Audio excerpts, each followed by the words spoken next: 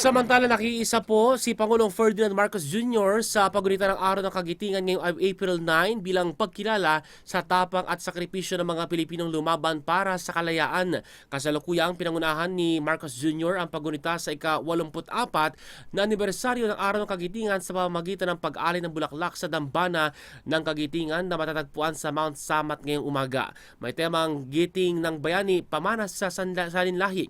Itinampok ng pagdiriwang ang katapangan, sakripisyo at pagmamahal sa bayan ng mga veteranong Pilipino bilang mahalagang pamana sa mga susunod na henerasyon.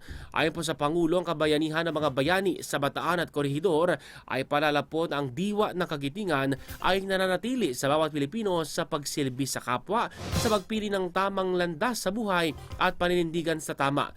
Ininikahit din po ng Pangulo lahat na sa buhay ang malasakit, pagkakaisa at pagmamahal sa bansa upang patuloy na taguyod ang adhikain na makamit ang isang bagong Pilipinas. Samantalang nilipat po ang pagdaraos ng Philippine Veterans Week ngayong 2026 sa April 6 hanggang 13.